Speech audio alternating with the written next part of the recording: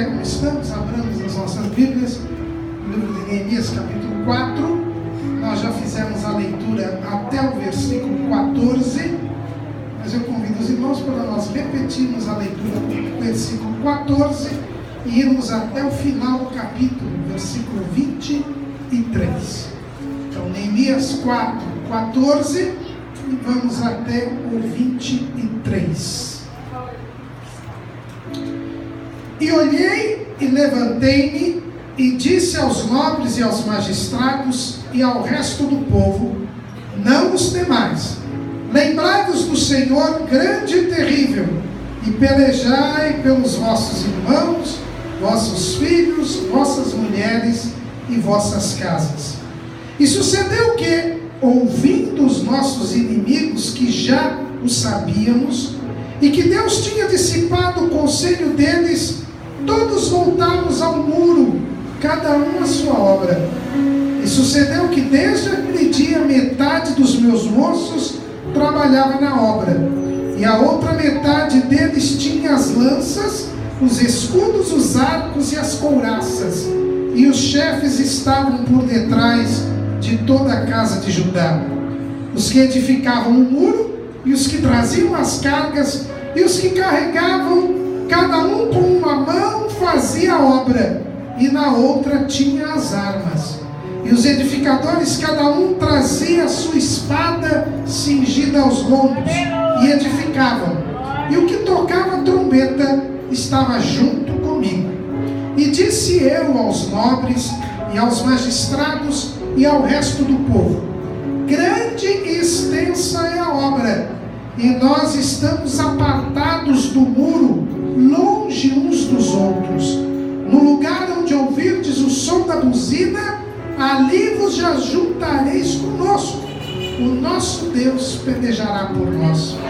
Assim trabalhávamos na obra, e metade deles tinha as lanças desde a subida da alva até o sair das estrelas. Também naquele tempo disse ao povo: cada um com seu moço fique em Jerusalém, para que de noite nos sirvam de guarda e de dia na obra. E nem eu, nem meus irmãos, nem meus moços, nem os homens da guarda que me seguiam, largávamos os nossos vestidos. Cada um ia com suas armas à água. Amém. Nós podemos se assentar. Motivo de alegria estar mais uma vez com os irmãos aqui da Nova Aliança de Cristo. Agradeço a confiança do pastor Daniel.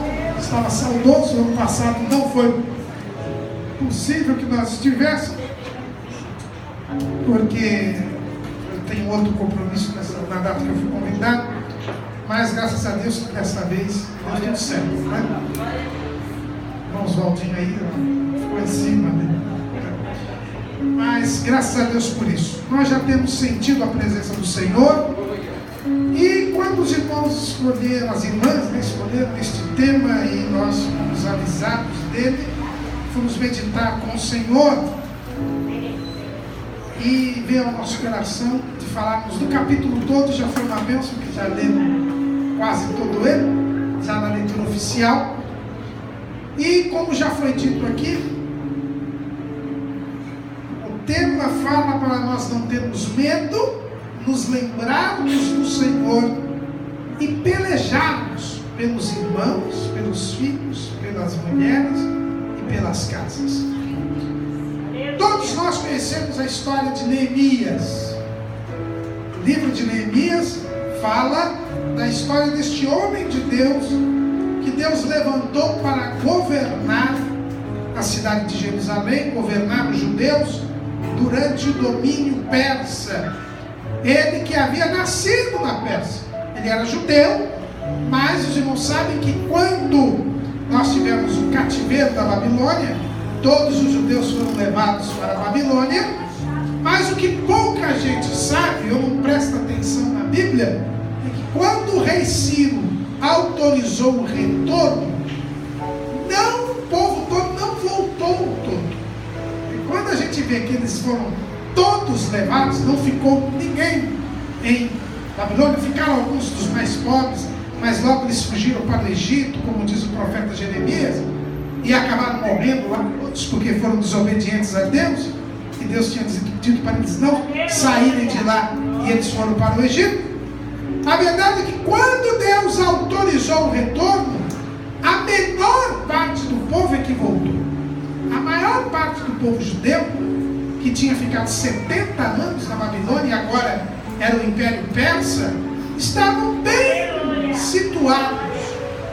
Tinham lá suas terras, seus empregos, e voltar para uma terra vazia, que não tinha nada, tinha sido destruído, que tinha ficado 70 anos, só voltaram aqueles que não tinham nada, que não tinham prosperado, não tinham sido bem-sucedidos no cativeiro, ou então aqueles que serviam a Deus de coração, sabiam que aquela terra era a terra que Deus tinha dado a Israel, e eles voltaram para desfrutar das bênçãos de Deus, gratos a Deus, porque Deus havia cumprido a sua palavra, de que 70 anos depois do cativeiro, iria devolver a terra para eles. Mas Neemias quando ele nasceu, e ele já nasceu, não foi nessa época. Neemias, os fatos que se dão durante o livro de Neemias, eles se deram mais ou menos 80 anos depois do fim do cativeiro. Então todas aquelas pessoas que tinham voltado ou que tinham resolvido ficar, já tinham morrido, já tinham se passado mais ou menos 150 anos. Então Neemias, os seus avós ou bisavós resolveram ficar lá na Pérsia, e ele nasceu lá, ele não tinha culpa, e inclusive ele estava numa posição muito boa. A Bíblia diz que ele era o copeiro-mor do rei da Pérsia. O copeiro-mor era aquele que cuidava da alimentação do rei, era ele que cuidava de todas as refeições do rei. Era uma função de extrema confiança. Por quê? Porque era ele quem provava as comidas antes do rei comer, porque o rei tinha medo de morrer envenenado. Então o copeiro-mor, ele cuidava de todas as refeições, mas antes do rei comer, era ele que tinha que comer. Porque para que o rei tivesse a certeza de que a comida não era envenenada. Então ele era uma posição de muita confiança. E a Bíblia diz que um dos irmãos de Neemias, foi conhecer Jerusalém, foi visitar Jerusalém. Neemias, pela função que ele tinha no palácio, ele não podia ir. Mas a Bíblia diz que quando o seu irmão Ananias voltou e Neemias queria saber como era Jerusalém, como que estava Jerusalém, porque ele sabia que era a terra dos seus pais, que era a terra escolhida por Deus, e Ananias deu um relatório extremamente desalentador. Jerusalém, 150 anos depois de ser novamente ocupada, continuava uma cidade sem muros, continuava uma cidade sem população, porque as pessoas foram cada um morar nas suas cidades, reconstruir as suas cidades, mas ninguém reconstruiu Jerusalém. Tinha um templo, é verdade, o templo havia sido reconstruído, mas era uma cidade abandonada, sem nenhuma beleza, ainda destruída. E quando Ananias contou isso para Neemias, Neemias se entristeceu muito e foi buscar a Deus, foi orar a Deus, porque ele dizia: não pode a capital do meu reino, do meu povo, estar destruída, estar abandonada. E ele começou a buscar a Deus para Deus resolver este problema. E a Bíblia diz, e por percebe. E ele ficou 3 meses orando. Às vezes tem um pessoal que tem aqui no capítulo 2 de Neemias, que quando o rei viu ele triste, aí ele fez uma oração. Aí tem uma turma que fala assim: eu faço a oração de Neemias. Na hora assim, eu oro e Deus responde. Neemias fez essa oração, está escrito na Bíblia. Mas antes dessa oração, ele passou 3 meses orando e jejuando. E as pessoas não prestam atenção nisso. Aquela foi a última oração. Neemias é um homem de oração. E as pessoas não percebem isso, porque tem o nome dos meses. Ele disse que quando ele começou a orar, o mês tal, e quando terminou de orar, o mês tal. Como é um mês, o calendário judaico é diferente do nosso, então a gente não sabe, são 3 meses. E eu fico imaginando, irmãos, a dificuldade de Neemias, não tanto para orar, mas ele disse que ele orou e jejuou. Mas qual era o trabalho dele? O trabalho dele era comer. E ele não podia simplesmente chegar para o rei e dizer para o rei, pode experimentar a comida aí. Não, hoje eu não posso. Ele não podia dizer isso. Porque se ele não comesse, o rei ia desconfiar que a comida estava em ver e que ele sabia, o Neemias sabia. Ou seja, o Neemias também estava envolvido. É uma dificuldade, não é? Às vezes a gente lê umas coisas na Bíblia e não para pensar. Mas ele não deixou de jejuar. Como ele conseguiu fazer isso? Eu não sei. Mas ele tinha um propósito de buscar a Deus. E ele tinha que vencer as dificuldades e arriscar a própria vida. Mas ele não deixou de buscar a Deus. Isso para quê? Não para o bem dele. Ele queria que Jerusalém, que ele nem conhecia, fosse reconstruída. É pelo seu povo, é pelo seu... É por isso que ele tinha autoridade aqui para dizer o que ele disse. Vamos pelejar pelos irmãos, pelas mulheres, porque ele vivia. Ele estava lá em Jerusalém porque ele ficou 3 meses arriscando a vida pelo bem do seu povo, que ele nem conhecia. Nós temos esse amor, irmãos. Porque para orar, para interceder, você precisa amar o próximo. Arriscar a própria vida pelo próximo. E Jesus disse: amar o próximo como a ti mesmo. E Jesus teve esse desprendimento, porque ele morreu por nós na cruz do Calvário. A Bíblia diz que Deus prova o seu amor para conosco, porque ele morreu por nós quando nós ainda éramos pecadores. E nós temos que imitar a Jesus. A oração é, antes de tudo, uma demonstração de amor ao próximo. Eu, na minha igreja, eu dou aula na escola bíblica dominical. Eu dou aula para os jovens. Eu lembro que um dia eu estava estudando. Aliás, amanhã eu vou estudar a oração, vai ser sobre oração. E eu lembro que uma vez eu disse, e eu vou repetir isso amanhã na aula que eu vou dar, que a oração, o mínimo de oração é 1 hora por dia.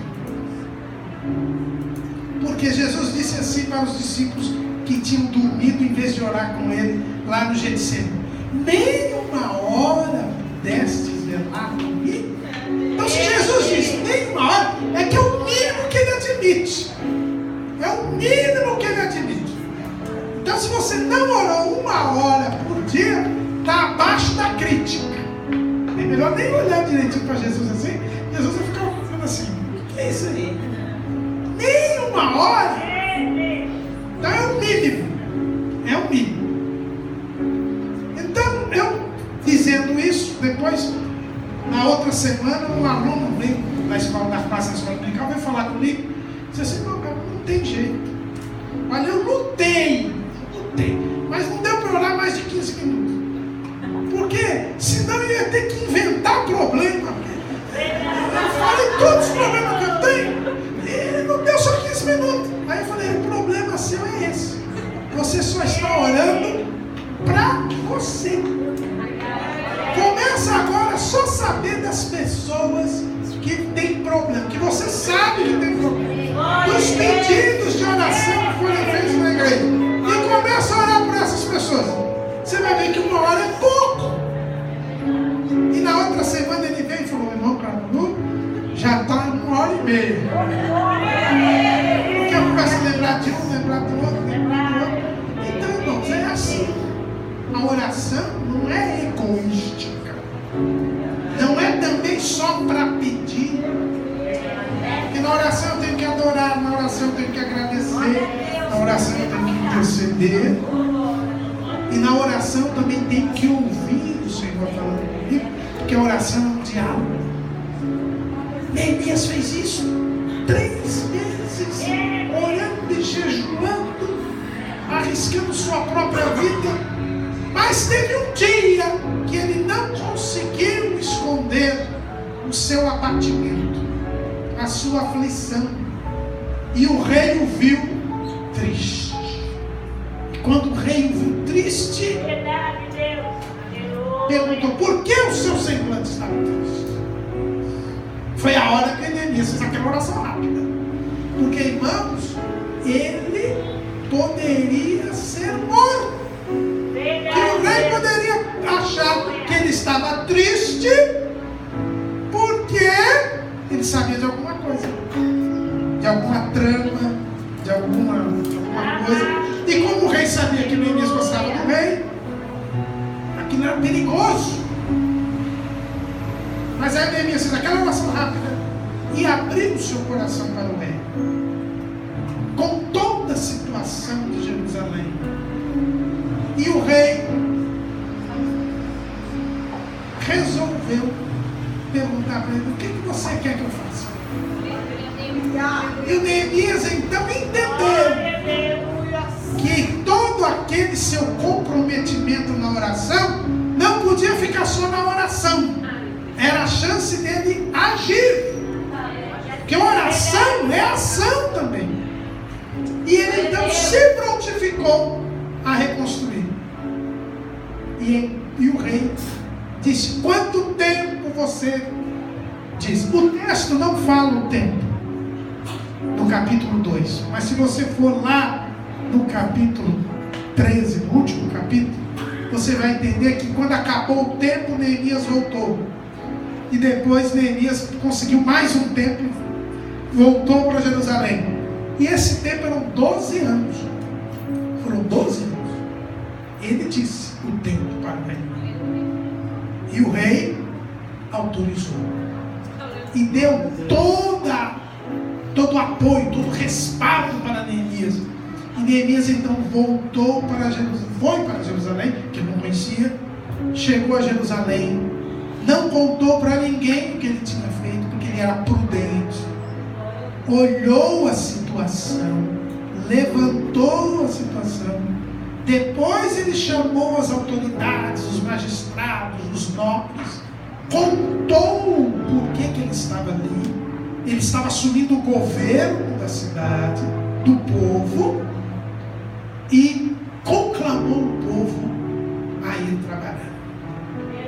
E com o seu exemplo, com sua dedicação, com a sua autoridade, com a sua unção, ele convence o povo.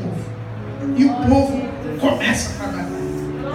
E nós lemos os capítulos 3, o povo construindo, todo o povo, cada um construindo um pedacinho, né? Cada aí junto a umas 12 portas de Jerusalém. Mas, enquanto eles estavam começando a obra, sob a bênção de Deus, sob a direção de Deus, o inimigo se levanta. E é isso que eu gostaria de meditar com os irmãos esta noite. É isso. Nós, quando agradamos a Deus, desagradamos ao inimigo. Nós estamos em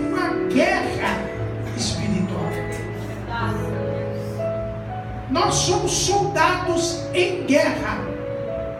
E eu tenho me preocupado muito, porque hoje muitos crentes se esquecem disso. E muitos andam pregando até que agora que você é crente, você está no paraíso. Já está no céu, é o céu na terra. Quando na verdade aqui na terra é um campo de batalha. Nós estamos no campo de batalha. O apóstolo Paulo, ele, quando escrevendo a sua última carta, lá em 2 Timóteo,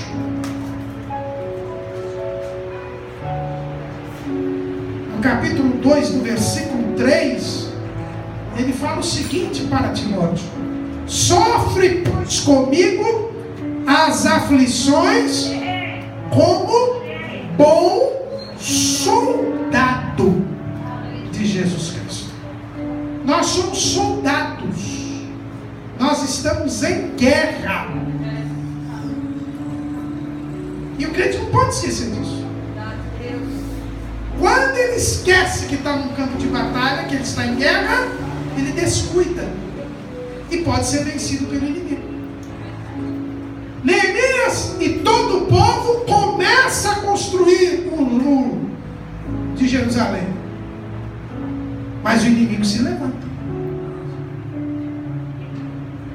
Sanbalate, Tobias, Gesem, os samaritanos, os amonitas, os asdoditas, eles eram inimigos de Israel.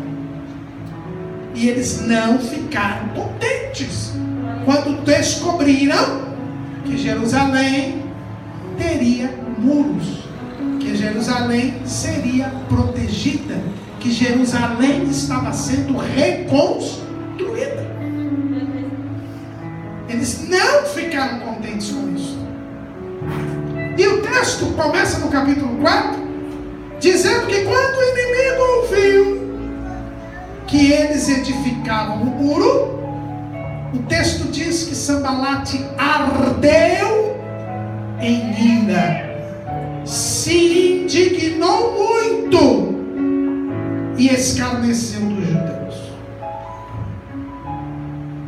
Quando o inimigo fica sabendo que nós estamos fazendo a obra de Deus, que nós estamos fazendo o que Deus nos mandou fazer, ele arde em ira.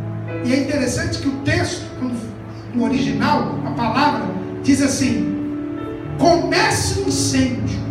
É como se acendesse. O diabo fica aceso, pega fogo, quando ele sabe que nós estamos fazendo a vontade de Deus. E você sabe que quando há um foco de incêndio, se ele não for controlado, pega fogo em tudo. Então, não se iluda. Se você agrada a Deus, você faz com que o inimigo arda em ira. E tem alguns crentes que não querem que o diabo acenda. Então, ele fica apagado também.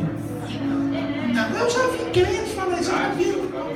Não, eu não oro muito puxo para Deus, não. Porque senão eu vou ter que começar a brigar com o mal e o mal briga comigo.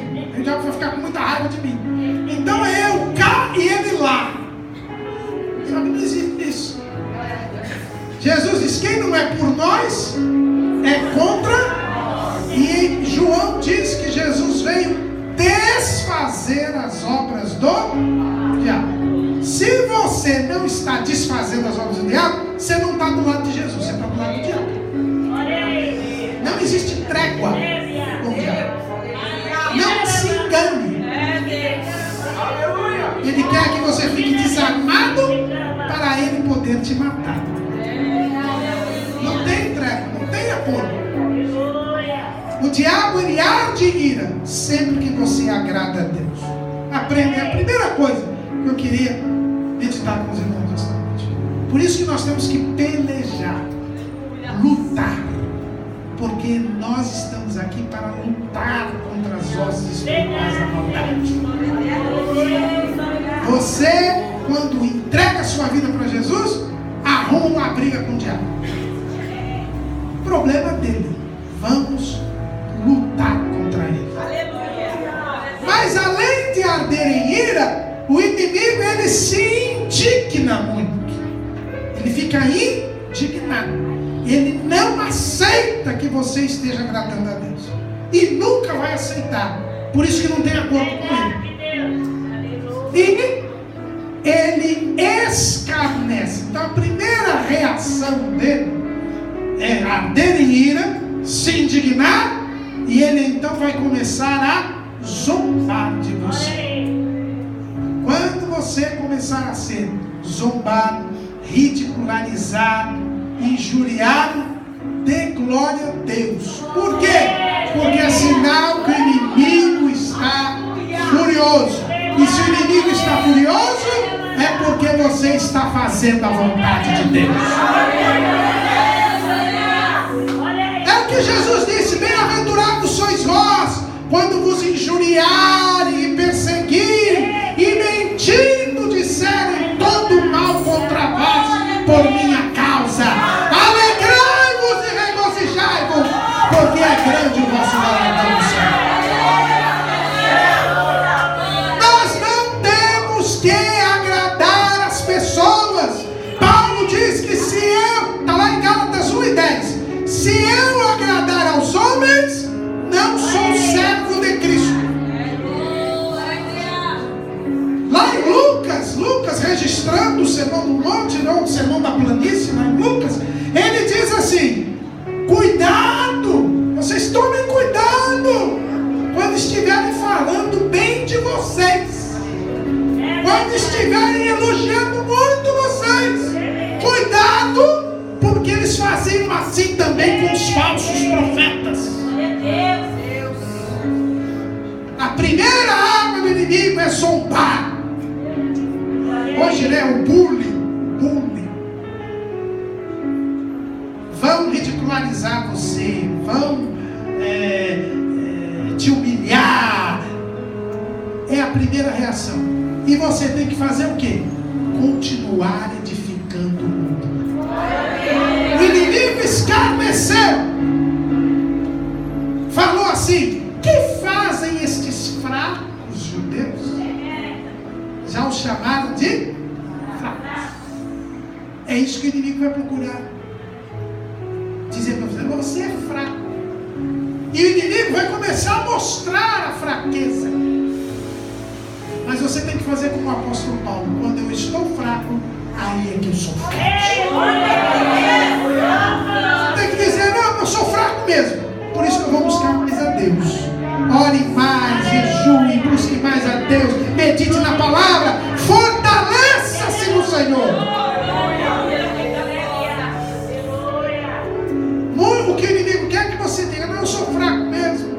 Então, a história conta, né, que Lutero, Martinho Lutero, grande homem da Reforma, quando estava para morrer, estava doente, teve uma visão.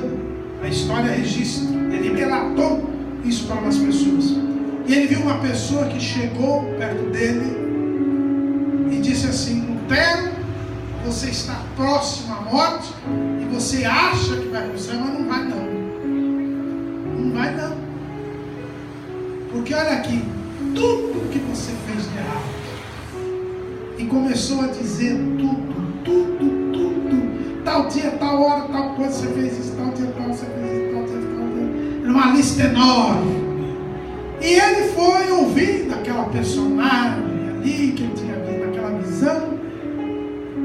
E ele já, até ele relata depois com as pessoas que ele contou, que no meio assim, ele até começou a ficar meio desanimado e começar a se sentir mal.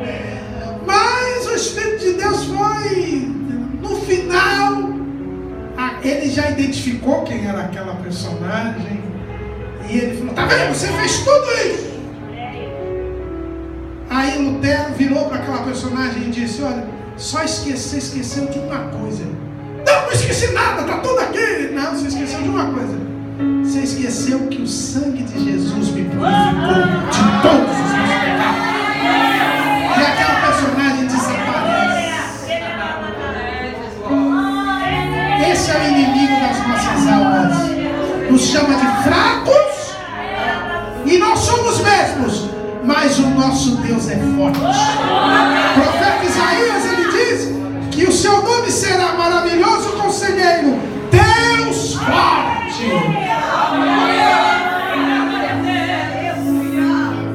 Mas o inimigo também disse: permitir-se-lhes-á isso? Será permitido a eles fazer a vontade de Deus? É a outra arma que o inimigo diz. Diz que você não merece, porque você acha que é filho de Deus. Você não merece. É a arma que o inimigo usa. Você não merece. Diga: não mereço mesmo. É pela graça, o favor imerecido. Onde abundou o pecado, superado pela graça.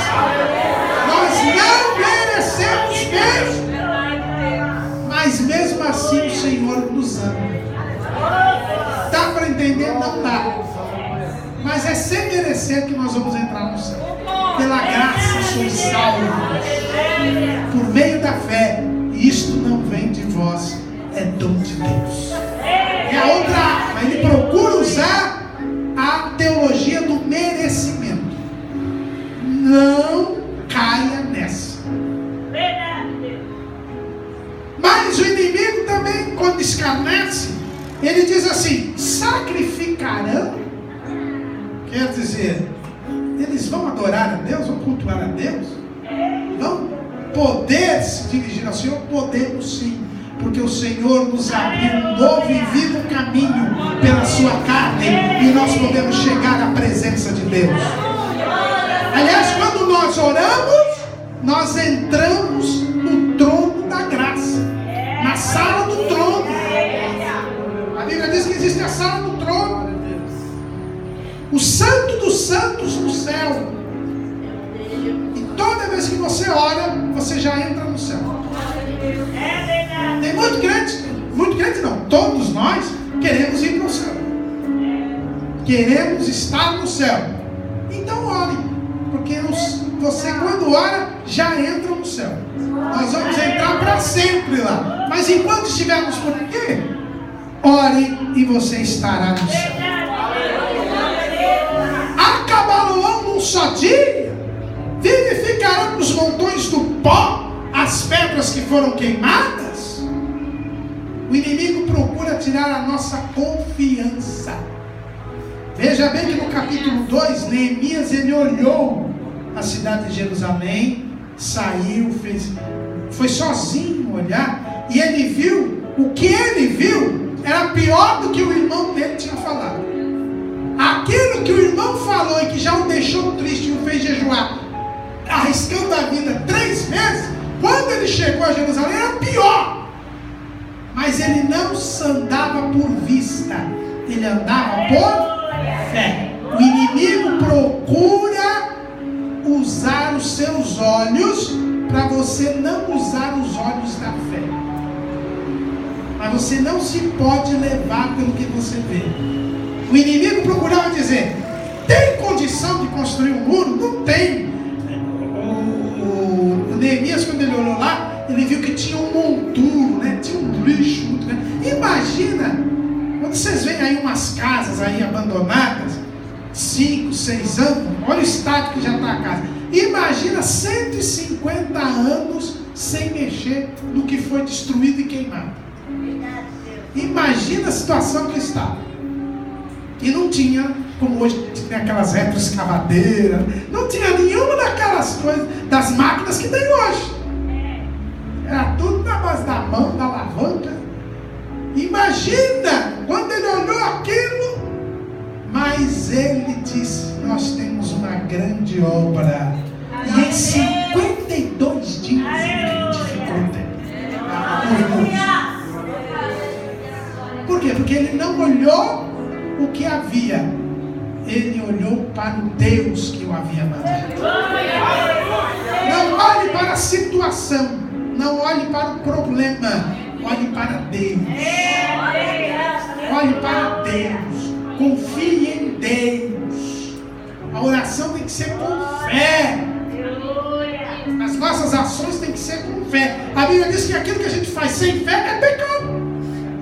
E sem fé é impossível agradar a Deus. Então o inimigo procura tirar a sua fé. Então, quando ele escarnece, quando ele zomba, te humilha, ele usa da tentativa de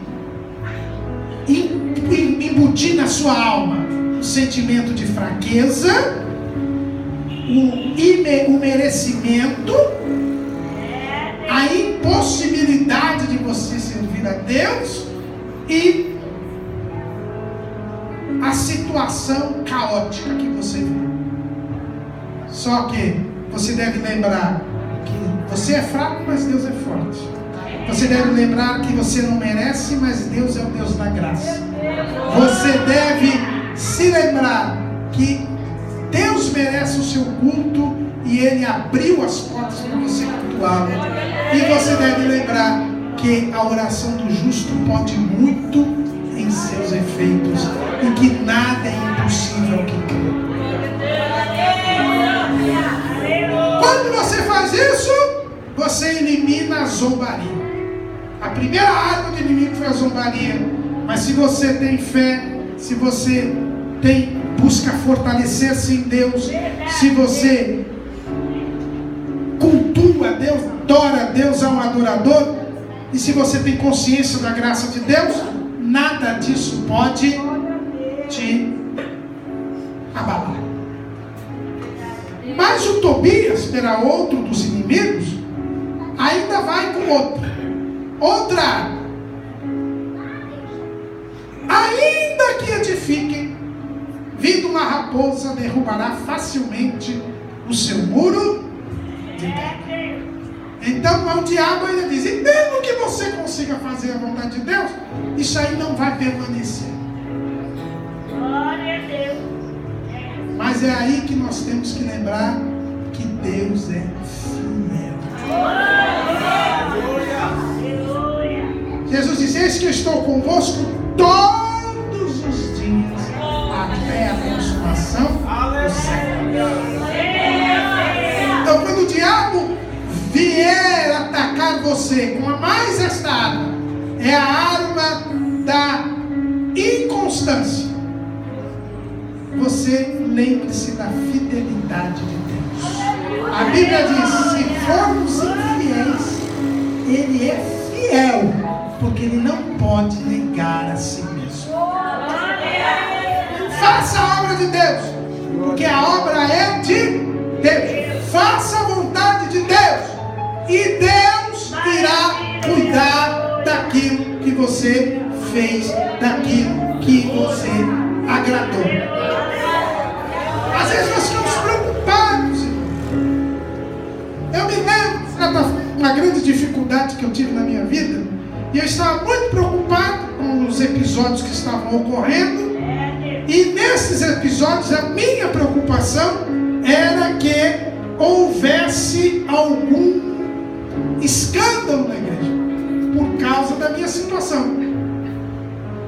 Eu tinha sido acusado na Rede Globo de televisão, do negócio que não tinha feito, e a minha preocupação era que aproveitasse que eu era crente e falasse da igreja e tal. E eu fiquei preocupadíssimo. Estava muito preocupado, orando a Deus, 2, 3 dias orando a Deus, e a minha oração era para que a igreja não fosse afetada pelo meu problema. E eu não contei para ninguém, absolutamente para ninguém, essa oração. Orei silenciosamente na madrugada, portanto a minha esposa nem ouviu minha oração no quarto, e ela foi para a reunião do círculo de oração, e lá o Senhor visitou as irmãs ali, e depois veio uma irmã e disse assim, fale para o seu marido. Deus me deu uma mensagem para ele, que que o problema dele é sério e ele tem que cuidar do problema dele. Porque da igreja cuido eu. Minha esposa chegou e falou assim: olha, Deus mandou esse recado para você. Quer dizer, eu estava 3 dias perdendo tempo, porque eu tinha que cuidar do meu problema. E eu estava preocupado com a igreja. Por quê? Porque o inimigo já estava querendo me desviar. Está vendo? Olha aí. O que você fez? Você vai causar problema para a igreja. Tudo que você fez não vai adiantar nada, porque agora vai tudo ser destruído. Não vai não. O inimigo diz: ainda que edifique, uma raposa derruba. Não derrubou não. Os muros ficaram lá até o dia que Jesus quis. Quando é que esses muros de Jerusalém foram destruídos? Depois de serem construídos por Neemias. No dia que Jesus disse: não ficará pedra sobre pedra que não seja derrubada. E depois que ele falou isso, ainda demorou 40 anos para cair os muros de Jerusalém. Mas enquanto Jesus não quis, ninguém derrubou. Não é nenhuma raposa que vai derrubar. Confie em Deus.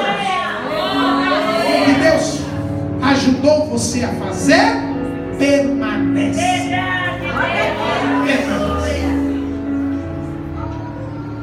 Neemias, quando ouviu as palavras que lhes trouxeram, que o inimigo trouxe, que veja bem, eles não falaram para Neemias, eles falaram isso longe. Sanbalate parava em Samaria, Tobias estava lá com ele, mas sempre tem os leve e trás, né? E para trazer as coisas do diabo, traz não, tem o leve e trás. Normalmente ele traz a notícia do diabo. A de Deus ele demora um pouco para levar, mas a do diabo ele traz correndo. E já trouxeram essas informações para Neemias. Mas Neemias fez o que eu estou falando aqui com os irmãos. Não levou em consideração. Ele orou a Deus: ouve, ó nosso Deus, que somos tão desprezados, e caia o seu opróbrio sobre a sua cabeça, e faze com que seja um despojo numa terra de cativeiro, e não cubras a sua iniquidade, e não se risque diante de si o seu pecado, pois que te irritaram defronte dos edificadores. O Neemias está fazendo uma oração contrária. Ele não, ele era crente não faz. Ele apenas disse: Senhor, eles estão afrontando o Senhor. Eu não vou acolher, não vou acreditar nas mentiras deles, e fica com o Senhor isso. É só isso que ele falou. E depois que ele orou e não se deixou levar, o que ele fez? Continuou fazendo a vontade de Deus. Olha aqui: assim edificamos o muro, e o muro se cerrou até sua metade. Ele não se abalou com a arma da zombaria. Ele continuou fazendo o que já estava fazendo. Irmão, irmã, não dê, desculpa a expressão, mas não dê bola para o diabo. Ignore. Deixe de lado e continue fazendo a vontade de Deus. Neemias foi lá para edificar os muros. Quando ele soube da zombaria, ele orou a Deus e continuou fazendo o que estava fazendo. Porque o coração do povo se inclinava a trabalhar. O meu coração tem que estar na obra de Deus. Eu tenho que fazer a vontade de Deus de coração. Mas aí, depois que não deu certo a arma da zombaria, o inimigo ele não desiste, não adianta. Pastor de saudosa memória, pastor Severino Pedro da Silva, ele sempre dizia assim: o diabo insiste, persiste e não desiste. Não pense que ele desiste, não desiste não. A Bíblia diz que ele vai até ser preso por 1000 anos, quando for solto vai fazer tudo de novo. Ele não desiste.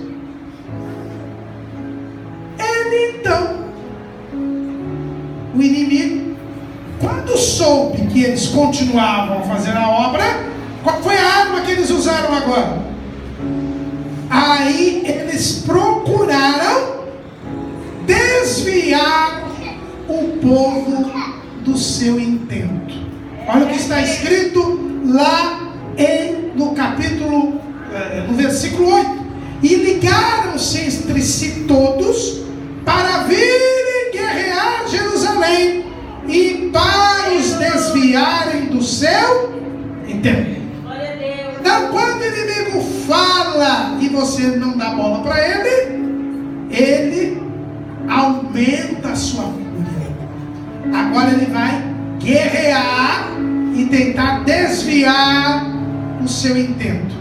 Ou seja, ele vai tentar levar você ao pecado. Porque no original aqui, desviar do intento é tirar do alvo, é a mesma raiz de pecar. Então ele vai tentar tirar você do foco. E a gente tem que tomar cuidado com isso. Eles tinham que edificar. Então o que começou a acontecer? Eles procuraram desviar. Então eles começaram a dizer que vinham batalhar contra o povo, para que o povo parasse de fazer a obra para se defender. Os judeus não tinham exército. Eles tinham. Você lê lá no versículo 2 que existia um exército de Samaria. Eles tinham um exército. O diabo tem o seu exército, os demônios. A Bíblia diz que são as hostes espirituais da maldade. Os demônios, as forças do mal, elas são organizadas. E uma organização, irmãos, perfeita. Como, irmão Caramburu, que é perfeito? Sabe por quê? Porque a organização do diabo não foi o diabo que fez. O diabo era um anjo bom, que tudo que Deus criou era bom. Até ele pecar, ele era, a Bíblia diz que ele era formoso, resplandecente, sábio, perfeito. A Bíblia diz: eras perfeito em toda a sua formosura. Quando ele pecou e os anjos que o seguiram, ele foi expulso do céu. Mas aquela organização que foi criada por Deus continua. Ele é o chefe dos anjos que caíram, mas aquela organização é a mesma que tinha quando ele estava no céu. Então foi Deus quem fez, então é perfeito. Então existe um exército contra nós, muito bem organizado. Mas o que eu tenho que fazer? Não tirar o foco. Aleluia. Eles, qual é o foco deles? Edificar o muro. Quando eles souberam que eles viriam guerrear, o que fez Neemias? Criou uma guarda. Lógico, não vou. Se vai vir um exército, eu tenho que lutar contra. Então eu tenho que pegar. Então vamos montar uma guarda. Não dava para ele montar um exército, mas ele podia montar uma guarda. Lá eles tinham espadas, tinham lanças, tinham couraças, tinham arcos. Mas não deixou de construir o muro. O pessoal com uma mão tinha arma, na outra fazia a obra.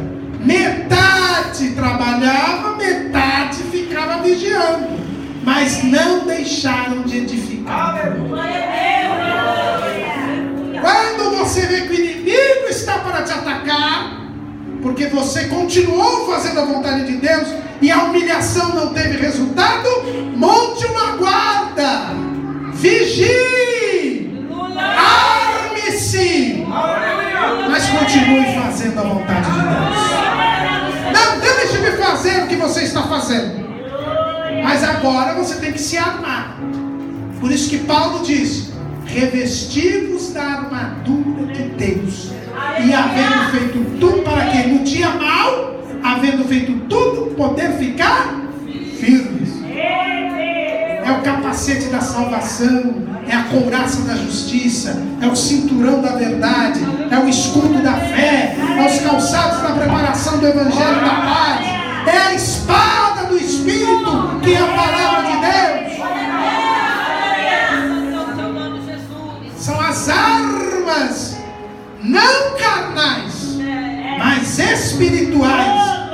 destruição das fortalezas. Tem que me armar. Então, quando eu passo pelo teste da humilhação, da zombaria, aí eu tenho que buscar mais a Deus. Aí eu tenho que me vigiar e orar, para que eu não entre em tentação. Então eu vou ter uma vida de verdade, uma vida de justiça. Eu vou pensar nas coisas de Deus. Eu vou crer mais em Deus. Eu vou viver uma vida de acordo com o Evangelho. Ou seja, eu tenho que fazer aquilo que eu prego. E eu vou usar a palavra de Deus, meditar na palavra de Deus, estudar a palavra de Deus, porque aí eu estou revestido da armadura de Deus. E com uma mão eu estou armado, com a outra eu continuo fazendo a obra de Deus. Isso que Neemias fez. Colocou a guarda, armou os construtores, mas não deixou de construir, né? Não parou de construir. O que o inimigo queria é que ele parasse de construir o muro para montar um exército. Ele não fez isso. Ele armou os construtores e eles continuaram edificando o muro. É esse o segredo. E por que eles fizeram isso? Porque eles oraram a Deus. Foi Deus quem deu a direção. Como é que eu vou fazer isso, meu irmão? Ore a Deus. Deus irá dar a estratégia. Mas quando o inimigo vai guerrear para desviar o intento, primeiro ele procurou pôr medo, você se armou, mas agora tem um outro problema, são os infiltrados. Aí ele vai usar os infiltrados, o que Paulo chama dos falsos irmãos. Lá no livro do Apocalipse, Jesus, quando está falando para a igreja de Filadélfia, que é a igreja do arrebatamento, a igreja, uma das duas igrejas que Jesus não viu nada de errado, ele disse assim: aí tem aqueles que são a sinagoga de Satanás, que dizem que são judeus, mas não são. E tem os falsos irmãos, os infiltrados, o joio no meio do trigo.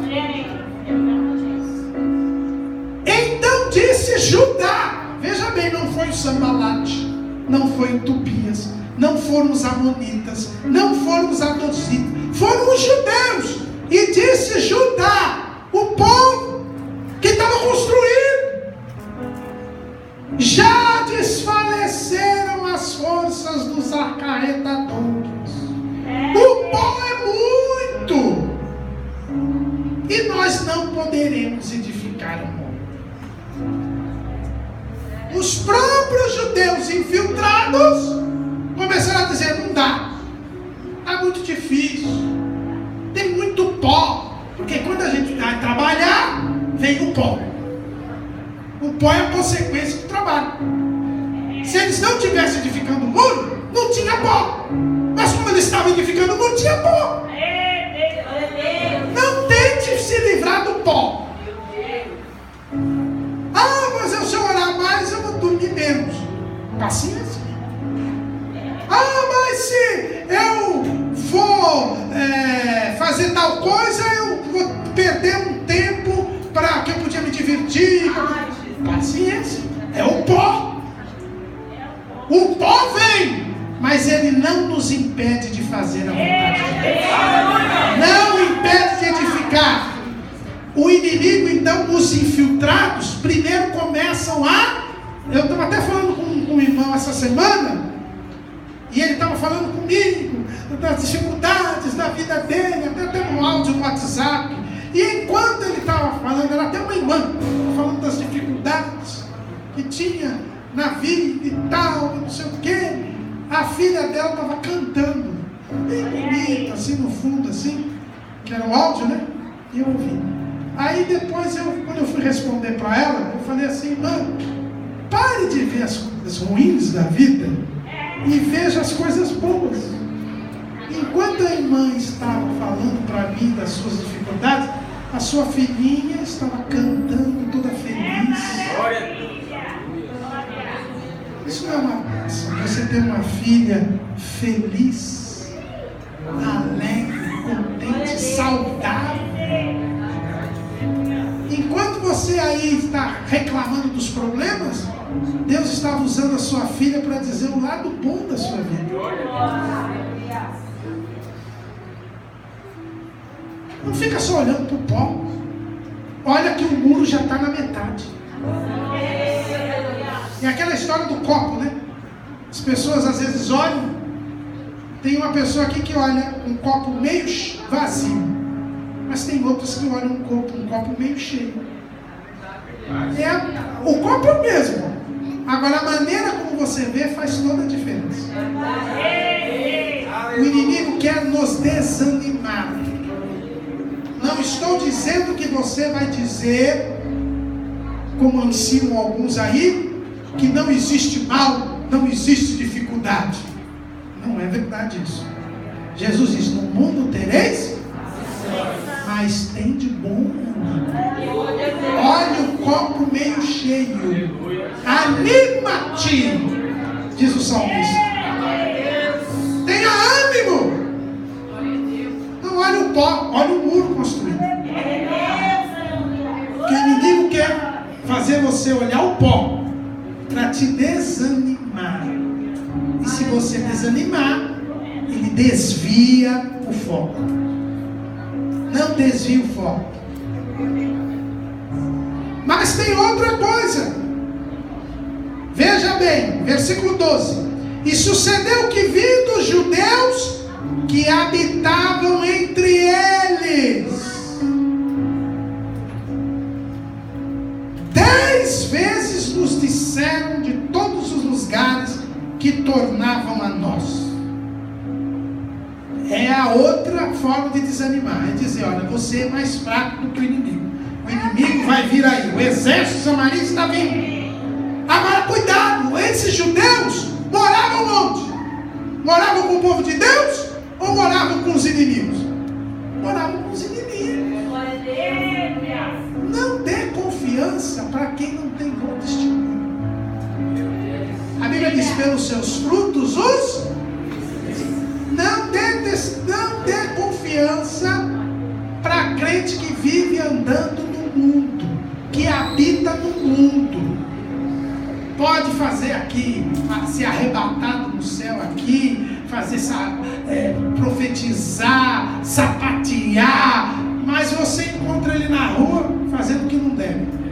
Não dê confiança para ele. É mais um infiltrado. É um infiltrado.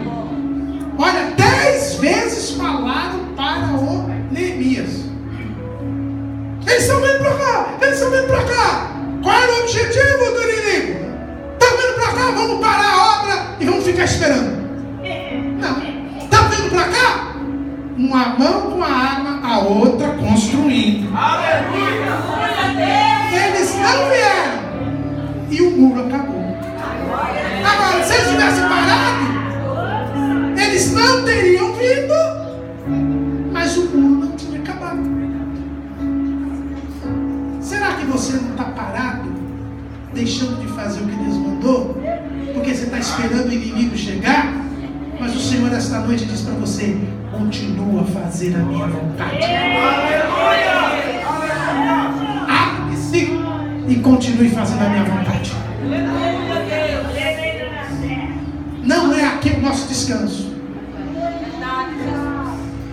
E você não pode parar, porque o escritor aos Hebreus, ele disse: se você recuar, aquele que recuar, minha alma não tem prazer nele. Se você recuar, se você parar de fazer o que está fazendo. Vocês já imaginaram se os 3 amigos de Daniel, quando o rei falou: vou mandar tocar mais uma vez, eles falaram: bom, agora a coisa ficou séria aqui, vamos fazer um acordo aqui. Não, eles falaram: olha, só nem precisa tocar de novo, porque nós não vamos adorar mesmo. E se Deus quiser, Ele pode nos livrar. Se não, a gente vira churrasquinho, mas não tem problema. Agora, adorar, a sua está apedrejado no mar do mundo. Essa confiança que a gente tem que ter. Essa confiança. Porque nós estamos indo para o céu. E o diabo não nos impede de enxergar. Lembrem de Estevão. Lembrem de Estevão. Mataram o Estevão apedrejado. Mas o diabo não pôde impedir de ele ser recebido por Jesus, que já estava de pé, esperando Estevão chegar. Neemias não se intimidou. Então, depois da arma da zombaria, eles usam a arma do pavor e usam dos infiltrados.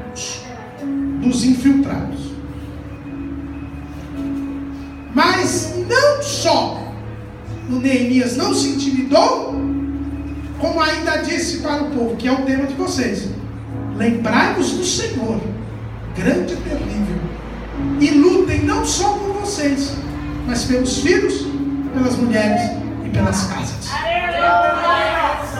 Nós não estamos aqui só por nós. Nós temos também aqueles que não podem lutar, e nós temos que lutar por eles. Existem aqueles que não podem lutar. Os filhos, por que ele fala dos filhos e das mulheres? Porque elas não podiam lutar. Só os homens podiam ir para a guerra, os homens maduros.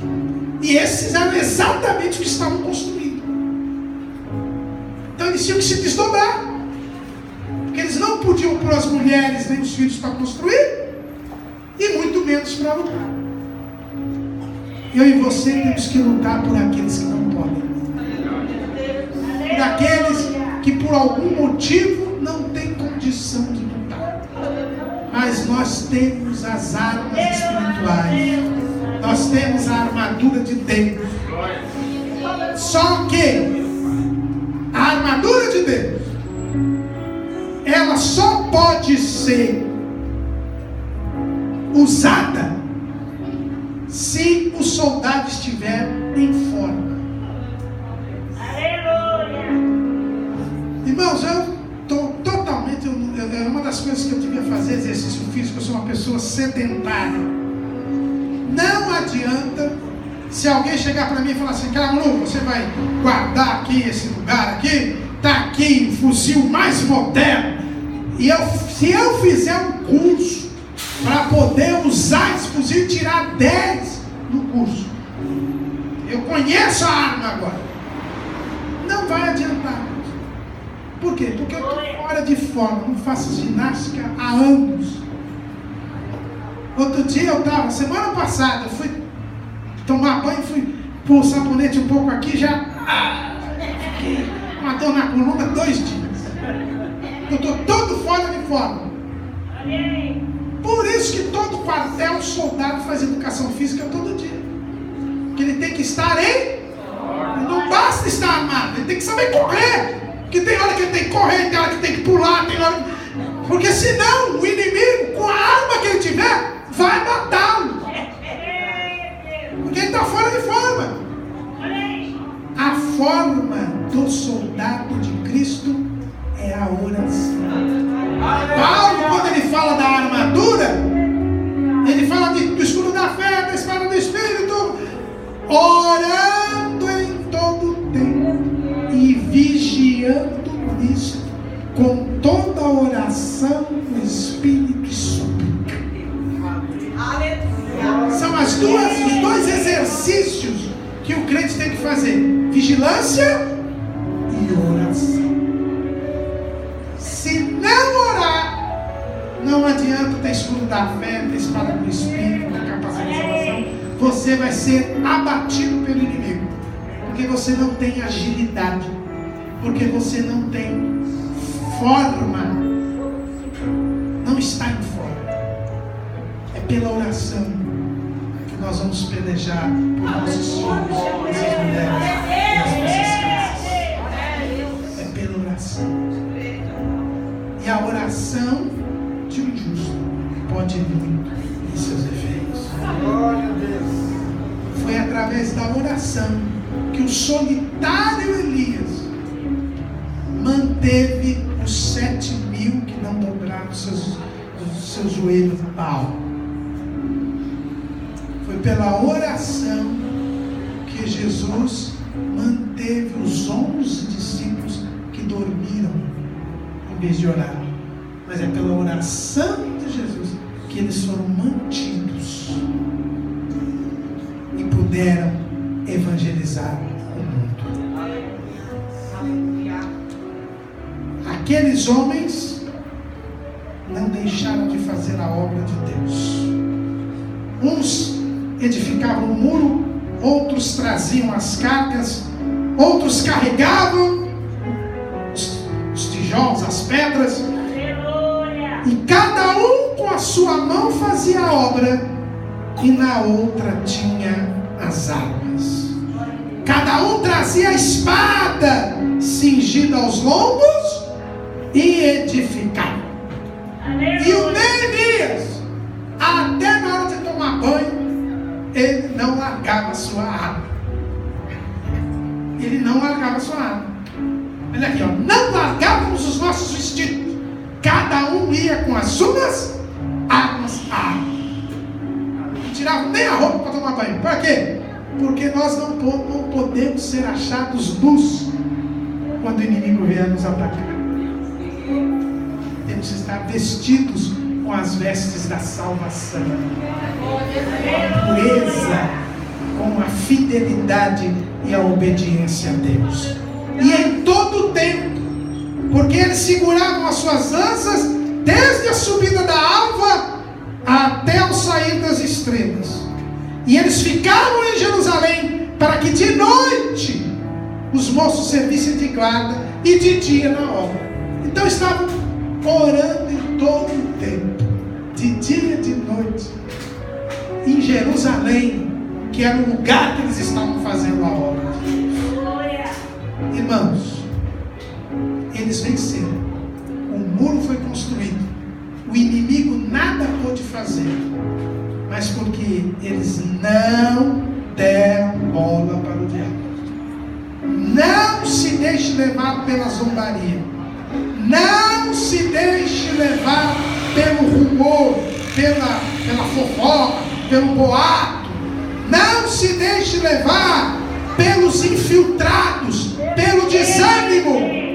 Mas quando vier o inimigo, e ele virá, arme-se, vigie e fique em forma. Ore e certamente você vencerá. Amém. Palmas bem fortes para Jesus.